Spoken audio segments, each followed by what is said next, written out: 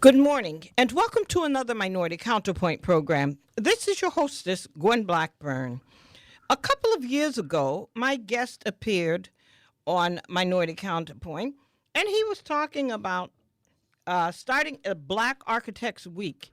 He was proposing it. He is now, I find, doing quite some other things and around abolitionist and those kind of things. He's in the studio with me this morning, and he is going to help us understand a little bit about what it is that he's doing.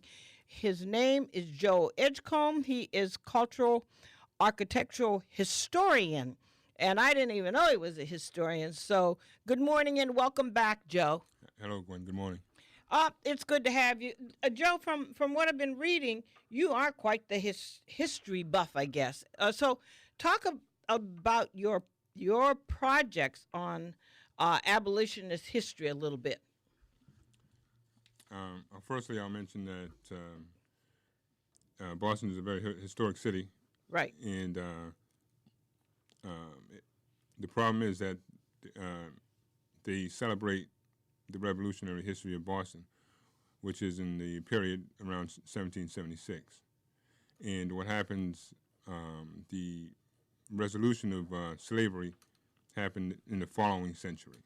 So even though we celebrate the founding of the United States and the founding fathers of the Revolution, this, there's still much history that had to be made in the next century to end slavery.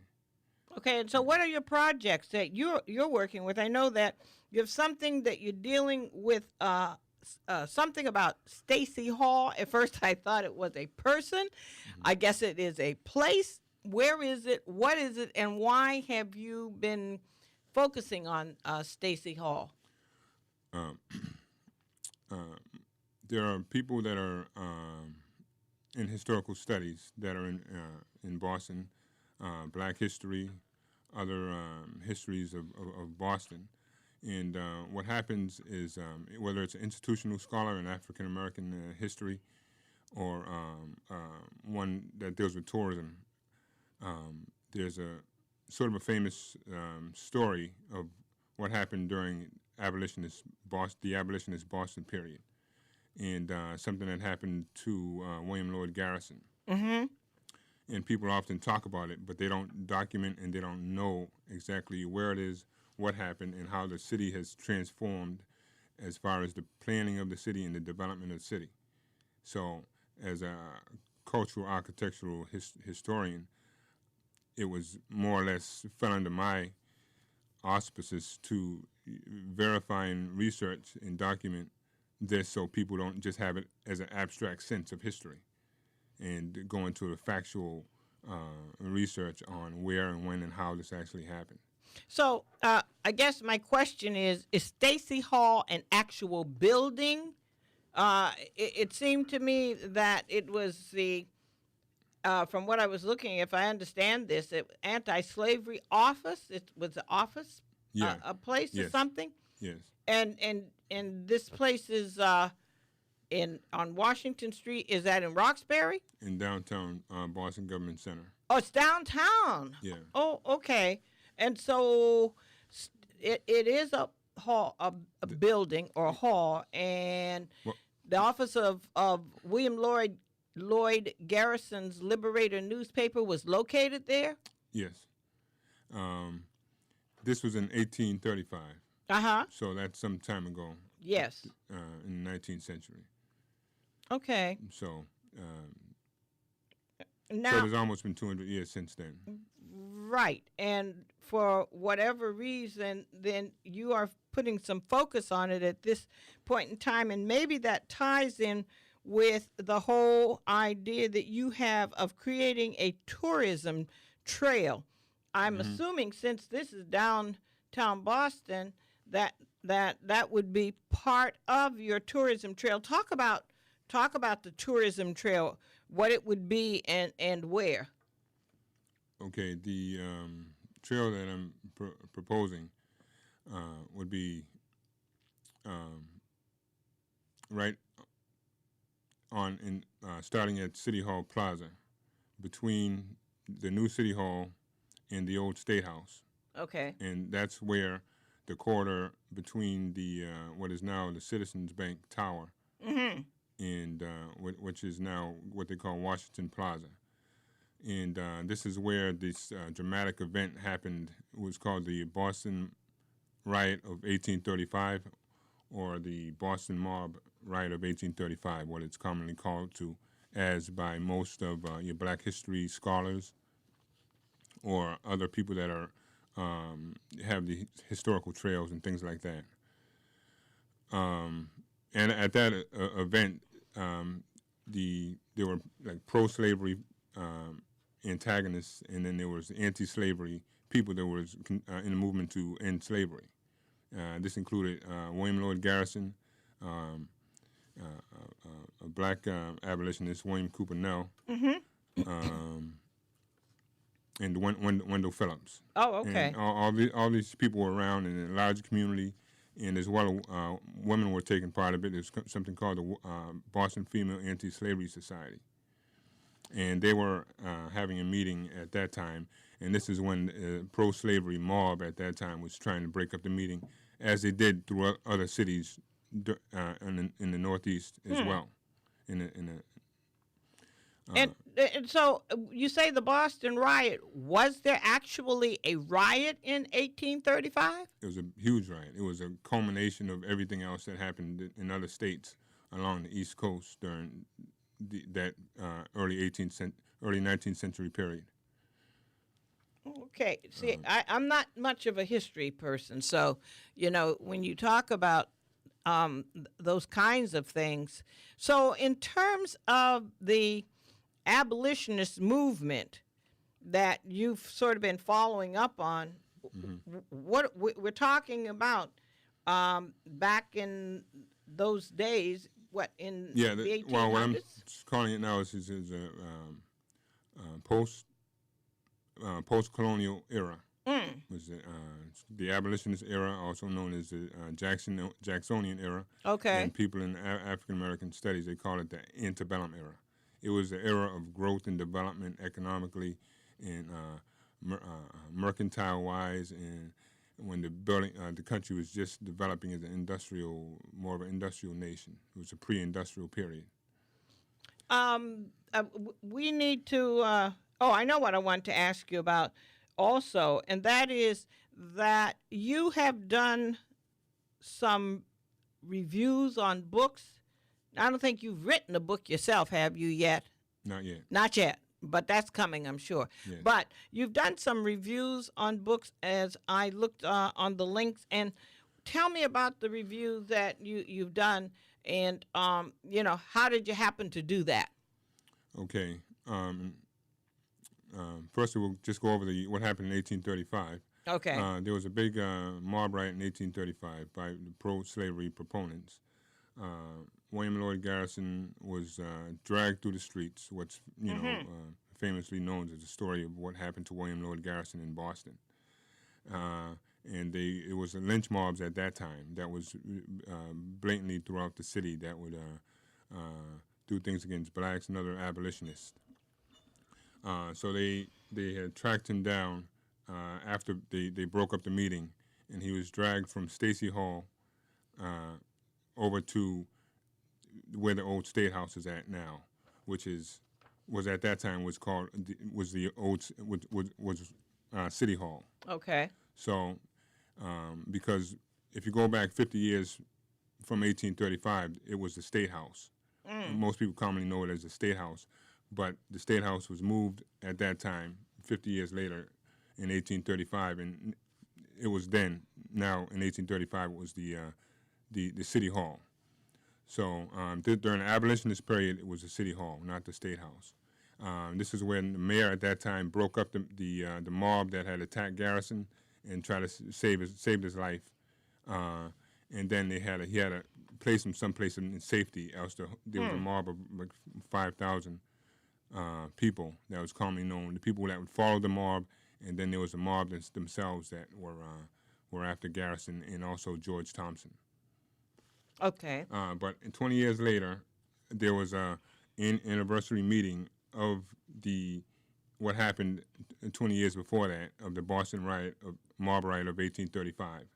And everybody that was in the meeting in 1835 reconvened for a historic meeting in 1855 at the same location, at the Stacy Hall. Okay. And during 20 years before that, in 1835, the location of Stacy Hall, 46 Washington Street, was commonly known as 46 Washington Street, not necessarily Stacy Hall. 46 Washington Street burned down, and they rebuilt it again at the same location, and created the Stacy Hall at that time. Oh, okay. Welcome back to Minority Counterpoint. This morning we are having sort of, well, for me, it's an educational. Oh dear.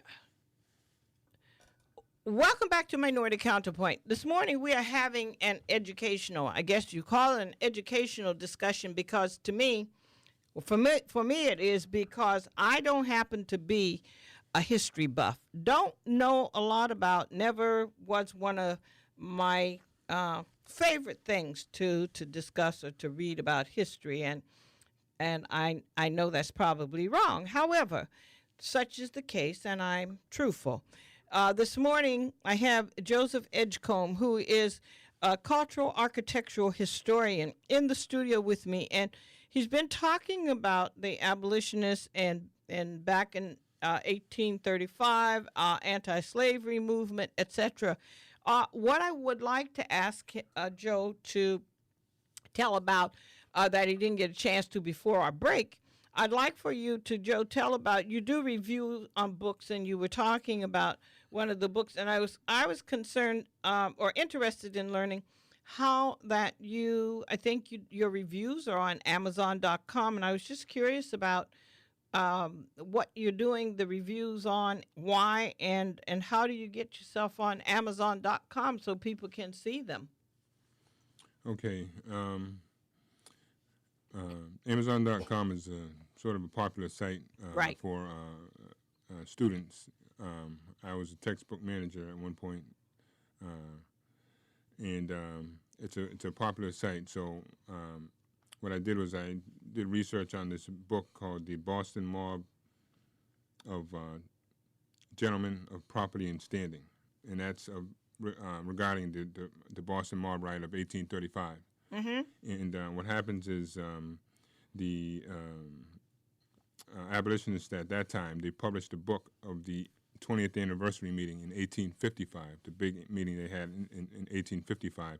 And this was on October 21st in 1855, and it repeated the meeting that was on October 21st in 1835. So they published a book that Cornell University put together. Okay. Of the historical document that they had. Right. So people could read it and access it and find out how the experience was during that period in time, and have a real perspective of what happened during that period. And then along with that book, I have other books as well that I reviewed. And you could get your review of those books on Amazon.com, which sort of gives you a glimpse of what the book is about, and then how that they could get in touch with you if you would like to hear from people. Okay. Well, firstly, my website is factexchange.com, factxchange.com, and you can scroll down to any of the various pages from. There's one icon for Black Architecture Week. Other icons for Boston Roots. That's the abolitionist history link. It's the link to the Boston history and the roots of Boston and the abolitionist history of Boston. What I'm proposing is that there be something built and planned and designed for on City Hall Plaza that commemorates and recognizes the history of the abolitionist movement in Boston as Boston progressed out of the distant revolutionary history period that really doesn't connect with the issues of the development of the cities and of the country, and propose something that's more concrete, so people know that there was abolitionist issues and other things that the country faced during that period in time that helped transform the country into a more conducive environment. So this would be part of what you call the tourism trail. If there was something, a plaque or something that would identify certain Yes. places, or Yes, the Bostonian Society approved a historical marker or a plaque which landmarks the site on Government Center, which is the epicenter of the abolitionist movement that happened during that period. So Okay. there was blacks, whites, and everybody that used to either buy the Liberator newspaper, Right, which was right. William Lloyd Garrison's newspaper, or attend the meetings at 46 Washington Street, Stacey Hall. Okay, and again, Joe, what is your email or your number that people can contact you? My email is at black-history@live.com. And my website is factxchang.com, factexchange.com. Okay. Okay. Joe, it's been a pleasure again having you on and to help you understand and help me understand, rather, a little of the history of the abolitionist movement and those things, because it always helps us to be a little more well informed. And so just keep doing what you're doing. I wish you a lot of luck, and I'll keep watching to see what else you're doing. All right? You had something else? Yes. Quickly. On October 21st, it's the anniversary event of the abolitionist meeting in 1835. So on October 21st at 2 o'clock, there will be a meeting at City Hall right there on the same spot. Okay. October 21st 2008. at what time? 2 o'clock p.m. 2 o'clock, and that's at City Hall. Yes. Oh, okay. See, you almost left out something very Same important. time. Same time. Yeah. Okay. I invite you, as always, to write to me, Gwen Blackburn, at clearchannel.com or 10 Cabot Road, Medford 02155. And until next Sunday, school is in session. Watch out for the kids and encourage them. God bless and have a good Sunday.